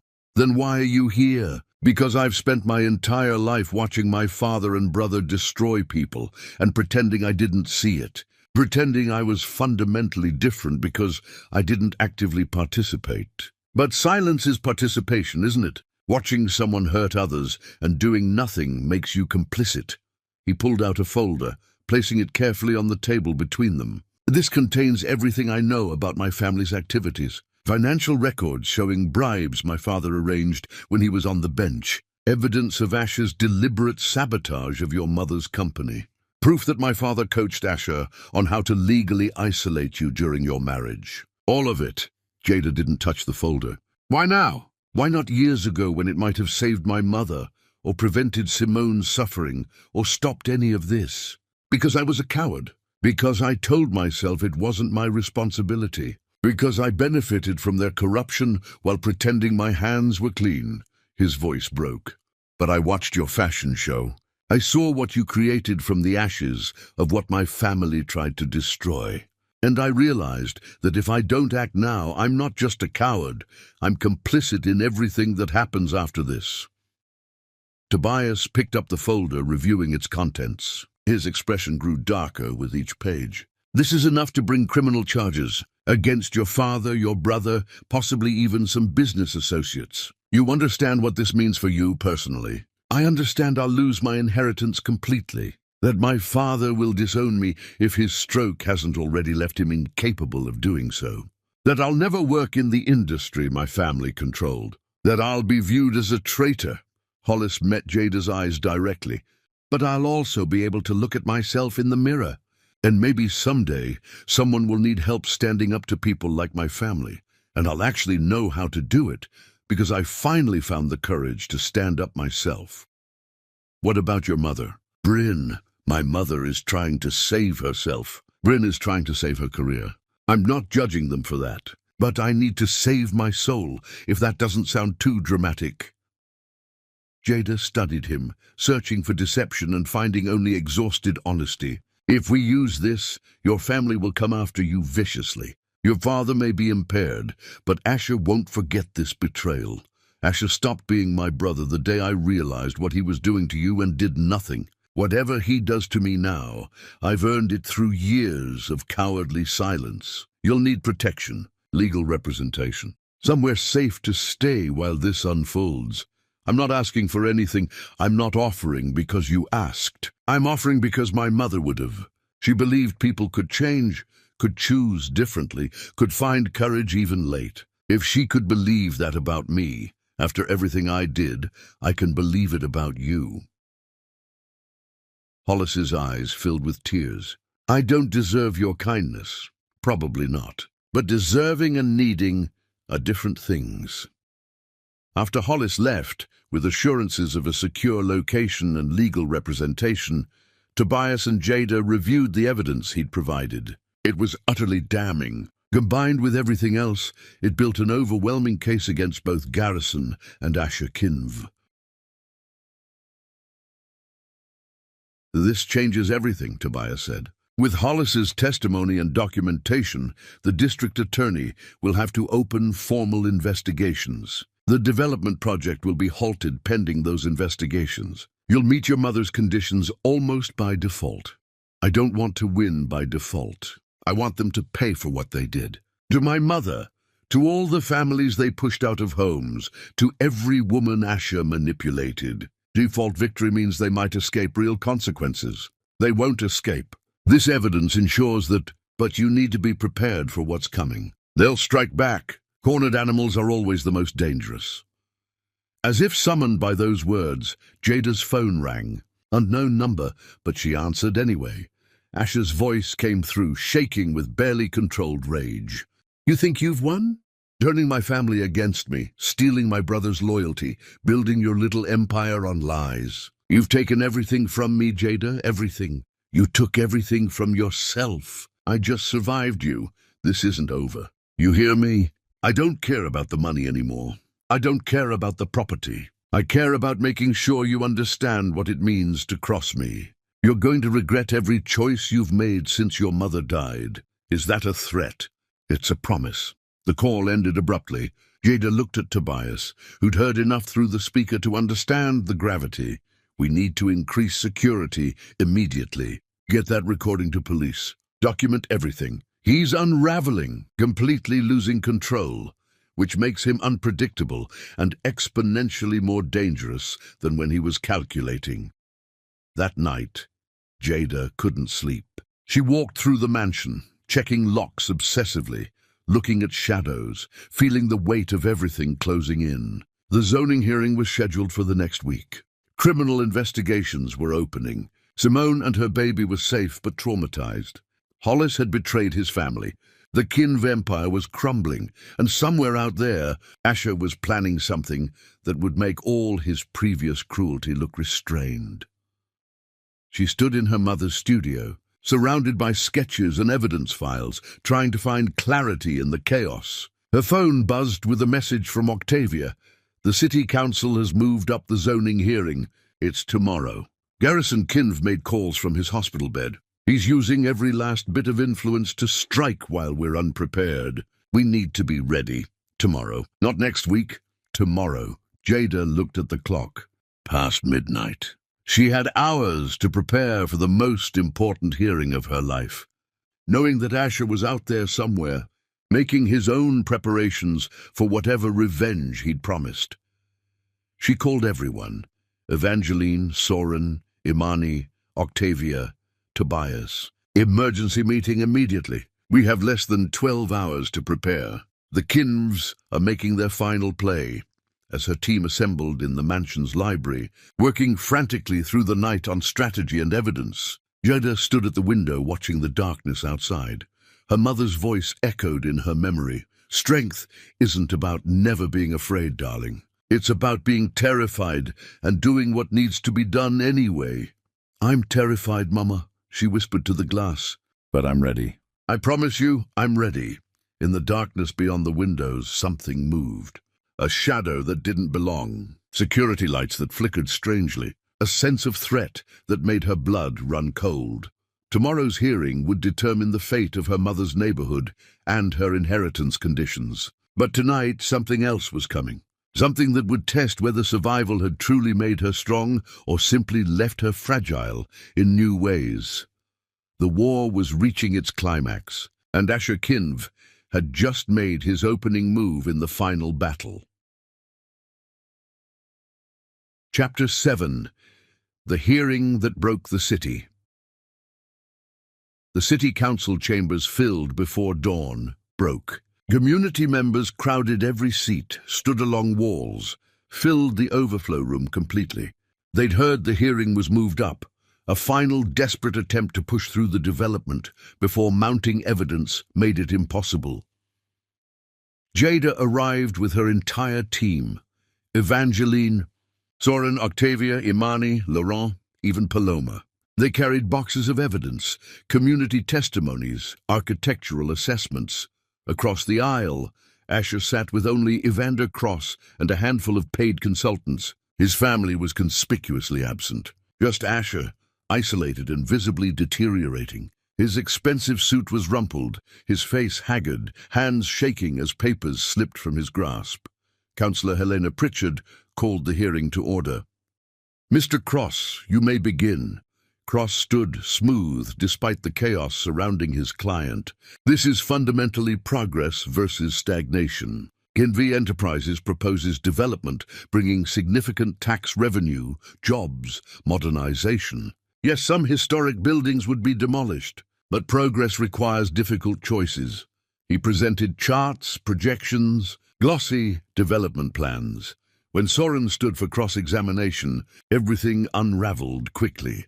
These independent analysts received financial incentives tied to favorable results. This one was paid 3 times standard rate, with bonuses contingent on supporting development. He placed documents before the council. Furthermore, studies claim buildings are structurally unsound, yet independent engineers found them perfectly sound. Reports were deliberately falsified. The council members leaned forward, interested now. When Jada presented, her voice was steady. "Councillors, I'm here to talk about community, about what we lose when we prioritize profit over preservation." She showed photographs of the district. "Netus, my mother spent decades here. She raised me, built her company, became part of a community valuing beauty and history. When developers circled, the entire neighborhood stood together. Laurent and Paloma testified about the neighborhood's value. Community members followed, each story painting a picture of people, fighting against those viewing them as obstacles.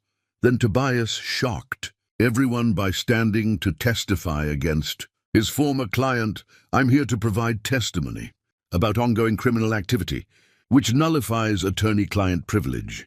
He presented documents showing bribes, falsified studies, intimidation campaigns. Cross objected. Pritchard overruled him. "Continue, Mr. Sheffield. What Kinvey Enterprises planned wasn't development. It was systematic destruction through illegal means."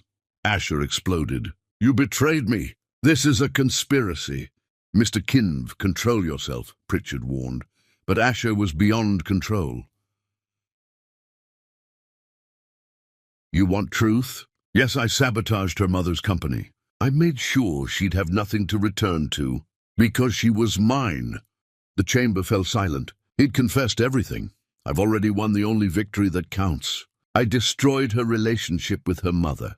She never got to fix it. I won because she'll carry that guilt forever." Security escorted him out while he laughed. Octavia's hand touched Jada's shoulder. "He didn't win. Your mother knew the truth. She never blamed you." The council deliberated briefly. The application is denied. Furthermore, we're ordering a full investigation." The community erupted in cheers. They'd won.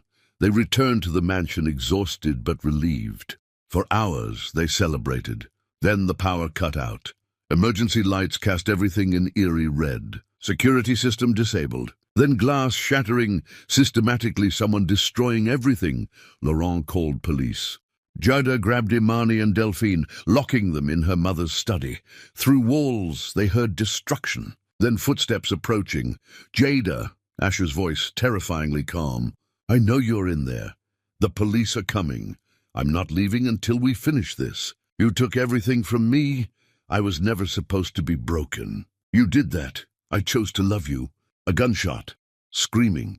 When police arrived, they found Asher barricaded with a gun, surrounded by wreckage. No one was hurt. The gunshot had been a threat. They negotiated for hours. As dawn broke, Asher was taken into custody. In her mother's studio, Jada found decades of sketches shredded, fabric slashed, the sewing machine smashed. She sank to the floor. Tobias found her there. "You survived him again. Look what he destroyed. He destroyed paper and fabric. Your mother's real legacy is you. He can't touch that." Jada picked up a torn sketch fragment. "Then we rebuild again." Imani appeared, phone in hand. Police found Asher's car abandoned.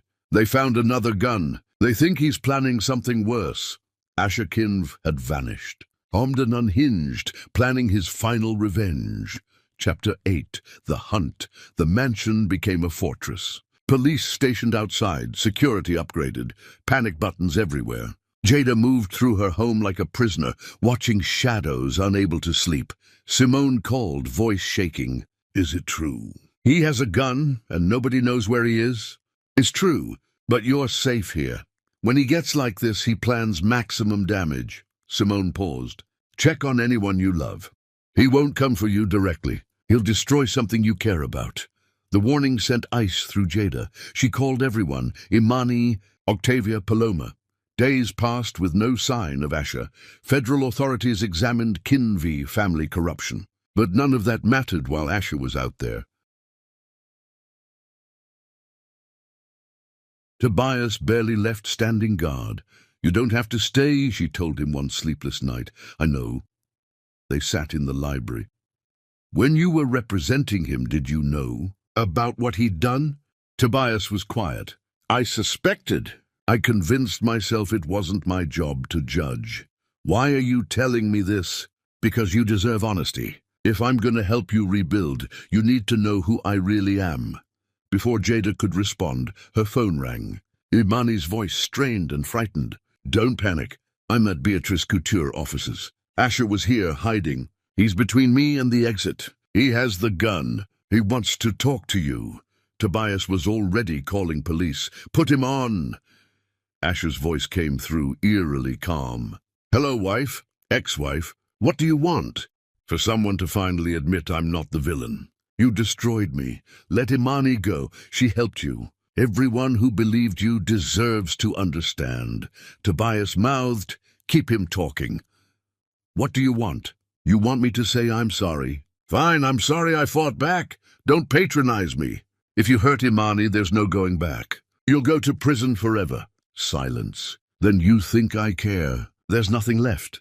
Come here, alone. We'll talk. Then I'll let her go.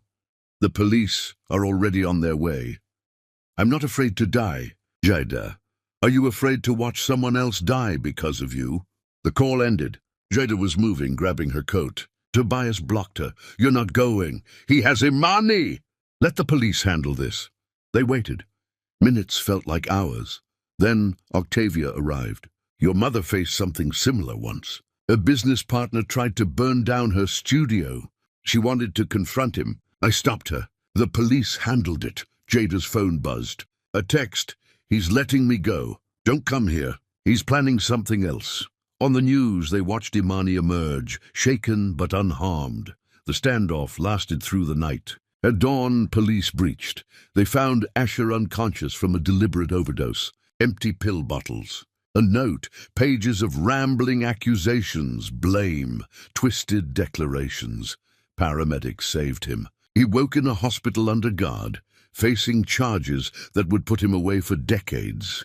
Jada read his note. Page after page of a man who couldn't accept he'd destroyed his own life. He doesn't ask for forgiveness. He just wants me to admit I'm as bad as he is.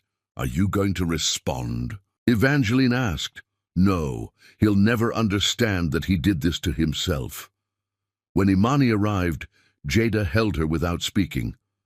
I'm sorry, Jada whispered. Stop. This isn't on you. He made every choice. The legal proceedings moved quickly. Asher was deemed competent despite his suicide attempt. The trial date was set. The evidence was overwhelming.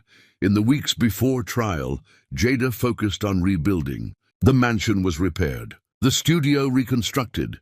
Beatrice Couture launched its collection to critical acclaim.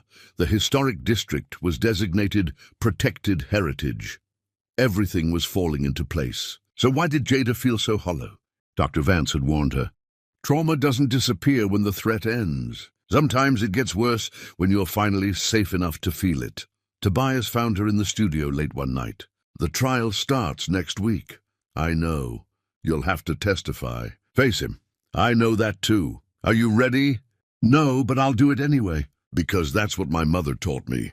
Outside, the sun rose over gardens her mother had planted. In 1 week, Jada would face Asher Kinv one final time. But tonight, she whispered to the sketches, I'm trying. Mama, I hope you can see that. The sketches offered no answer. But in the morning light, Jada felt something shift. Not healing yet, but the possibility of it. 1 week, until the final confrontation that would determine whether she'd truly escaped his shadow. Chapter 9. Reckoning. The courthouse steps felt different. No media circus, just serious journalists. Jada wore a suit from her mother's final collection, deep navy speaking strength. Inside, the courtroom was packed. Simone sat in the front row. Asher looked diminished in prison clothing. He glanced at Jada once, then looked away. The prosecution's case was methodical. Financial records showing sabotage, documentation of bribes, his own recorded confessions. Delphine described watching Eleanor deteriorate. Unable to help, Laurent detailed the systematic destruction of estate, finances. Paloma explained how her business was targeted. Then, Simone's turn. She recounted their relationship from charming beginning to terrifying end. The isolation, control, escalating violence. I loved him, Simone said quietly. I didn't realize I was choosing captivity disguised as romance. I can't stay silent knowing I could prevent the next woman. Finally, Jada's turn. Can you describe your marriage? Then Jada took a breath and started at the beginning. The isolation, not through demands but subtle manipulation. The financial control, the emotional abuse. When he divorced me, he told me nobody would want a homeless woman. I realized that was his goal, not to love me, but to break me so completely that I'd believe I needed him to exist. The defense cross-examination was aggressive. Isn't it convenient your mother left you millions? My mother loved me. That's unconditional love. You've built quite a successful company on sympathy. I built a successful company on talent and hard work. You could have left any time. Jada looked directly at Asher. Yes, but he was very good at what he did. I'm done carrying guilt for his actions. He chose cruelty. That's on him. Expert witnesses followed on coercive control, financial abuse, psychological manipulation. Hollis testified, describing growing up with Asher. Dr. Vance explained the psychological damage. Mr. Kinv didn't just abuse Miss Beatrice. He attempted to erase her as a person. Finally, Asher testified. His carefully constructed narrative, he'd loved Jada, been betrayed. But when the prosecution cross-examined, everything fell apart. You loved Miss Beatrice, yet you divorced her and left her homeless? I do seem she made that necessary. Let's review your own words. They played his confession. His voice filled the courtroom, admitting sabotage. I was emotional. You held Miss Beatrice's cousin hostage with a gun. Asher's composure cracked. You don't understand. To give them everything and have them turn on you. So Miss Beatrice is responsible for your choices. She's responsible for taking everything from me. You took everything from yourself. Every action, every crime, every moment of cruelty, those were your choices. The jury deliberated. When they returned, Jada held Simone's hand on one side and Tobias's on the other. On the charge of stalking, we find the defendant guilty. On the charge of assault, we find the defendant guilty. On the charge of kidnapping, we find the defendant guilty. On and on, guilty verdict after guilty verdict. When the foreman finished, Asher sat frozen. He truly believed he would escape consequences. Outside, Jada stood in the afternoon sun, feeling the weight of fear finally lifting. Simone hugged her tightly. We did it, they believed us. Octavia appeared. Eleanor would have been so proud of you. That night, Jada stood in her mother's studio. The verdict hadn't erased the trauma, but it had validated her truth. She began sketching, not dresses, but a building, a community center, a place for women escaping situations like hers. Tobias found her. "You never sleep?" She showed him the drawings. "This is what I want to build. A place for women, housing, job training, legal services. Your mother would love that." "What about us?" Tobias asked. "Where do we go from here?" "I don't know. I'm not ready for romance. I may never be. But I want you in my life. That works for me. We'll figure it out as we go.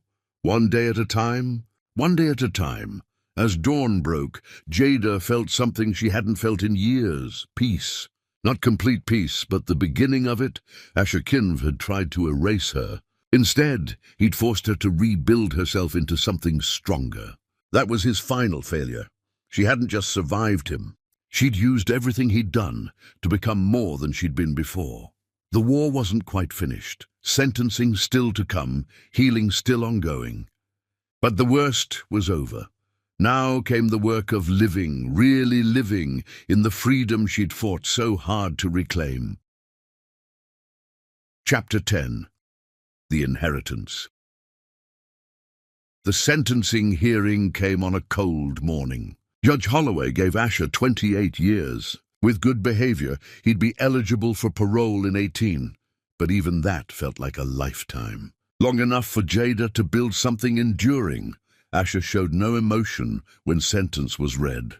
He simply stood, was handcuffed, and was led away. He didn't look at Jada. He just disappeared, becoming smaller with each step. Outside, reporters asked how she felt. Jada surprised herself with truth. Empty, mostly. "I thought this would feel triumphant, but it just feels like the end of something terrible. Now comes the harder part, figuring out who I am when I'm not fighting him."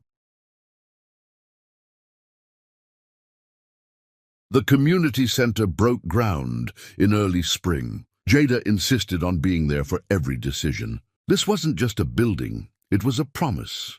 Imani managed the project while Jada focused on Beatrice Couture's expansion. The company had grown beyond expectations. They'd gone from nearly bankrupt to industry leader. "Your mother's vision, but your execution," Imani said. "That's what makes it special." Simone had found her footing too. She'd enrolled in college, studying social work, determined to help others navigate what she'd survived. "I'm moving out soon," Simone told Jada. "I have enough saved for my own place. I need to prove to myself that I can stand alone." "You're always welcome here." "I know. But I need this." They sat watching Simone's daughter discover flowers, marveling at how new life emerged from old soil. Tobias had become a permanent presence. He'd opened his own practice, specializing in representing abuse survivors. "I'm trying to balance the scales," he told Jada. "For every case I took defending people like Asher, I want to take 3 helping people he victimized. My mother used to say that what matters isn't where you started. What matters is whether you keep walking toward better. Your mother was wise. She was. I wish I'd appreciated that while she was alive." The guilt still surfaced sometimes. Late nights when Jada would remember her mother's voice on the phone, begging her to come home. But Dr. Vance had told her the guilt might never fully disappear. But it can transform from something that haunts you to something that motivates you. The community center's grand opening came almost exactly 2 years after Jada had been digging through trash. Broken and hopeless, the building rose from the lot Asher had coveted, beautiful in its purpose. Inside were apartments for women in crisis, classrooms for job training, a legal aid office, childcare facilities, gardens where people could grow food and flowers. A plaque at the entrance read, "The Eleanor Beatrice Center for New Beginnings. Strength isn't about never falling. It's about rising every time you do." Jada stood before the gathered crowd and struggled to find words big enough for what she felt. "My mother left me money," she began. "But that's not what she really left me. She left me a map back to myself. She left me conditions that forced me to remember who I was. She left me purpose." She gestured to the building. "This center isn't charity. It's recognition that sometimes we all need help finding our way back to ourselves. My mother gave me that help through her inheritance. Now we're creating a place where other women can find the same thing. The crowd erupted in applause. Jada's eyes found the people who mattered most. Delphine, Laurent, Imani, Octavia, Simone, Hollis, and Tobias. After the ceremony, Jada slipped away to her mother's grave. The headstone was simple. Eleanor Beatrice. She loved fearlessly and built beautifully. Jada knelt beside it, placing fresh flowers. I did it, Mama. I met all your conditions. Saved the company, stopped the development, built something meaningful. But more than that, I found myself again. She traced her mother's name on the stone. I'm sorry I wasted so much time. Sorry I chose him over you, but I'm also grateful. Grateful you never gave up on me. Grateful you loved me enough to let me fall, knowing I'd need to hit bottom before I could climb back up. A breeze moved through the cemetery, carrying the scent of flowers Jada had planted. I'm okay, Mama. Finally, truly okay. Not healed completely. I think that takes a lifetime. But okay enough to live instead of just survive. Walking back to her car, Jada felt lighter. That evening, the mansion filled with celebration. Everyone who'd fought beside her gathered for dinner. Octavia stood to make a toast. To Eleanor Beatrice, who understood that the greatest gift you can give someone isn't protection from pain, but the tools to survive it. And to Jada, who proved her mother right about everything. Later, when guests had left, Jada found Tobias in the library. When did you stop seeing me as an opponent? She asked. The day of Delphine's deposition. I watched you leave because you couldn't bear hearing how much your mother had suffered. That's when I knew. And when did I become more than just a person? When you chose to help Simone. That's when I knew I wanted to be part of your life. I don't know if I'll ever be ready for traditional romance. Then we'll invent new words. We'll figure it out as we go. In the morning, Jada walked through the mansion one more time. Her mother's presence was everywhere, but it no longer made her sad. Instead, it felt like being held. She stood in the design studio and finally understood what the inheritance had really been. Not money, not property. The real inheritance was belief. Her mother's absolute, unwavering belief that Jada was worth saving. I'm going to spend the rest of my life proving you right, she whispered. I'm going to help other women find their way back to themselves. I'm going to create beauty and meaning. That's how I honor everything you gave me. She picked up a sketch pad and began drawing. A new collection, telling the story of transformation. Outside, the sun rose over gardens her mother had planted, over a neighborhood they'd saved together, over a city slowly learning to protect its history. The light caught the windows of the community center, making it glow like hope made solid. Jada Beatrice sat in her mother's studio, sketching her future, and finally felt at peace. Not because the pain was gone, but because she'd learned to carry it with grace. The inheritance wasn't what she'd lost. It was what she'd found. Herself whole and worthy, stronger for having been broken, ready to live the life her mother had always believed she deserved, ready to be worth it.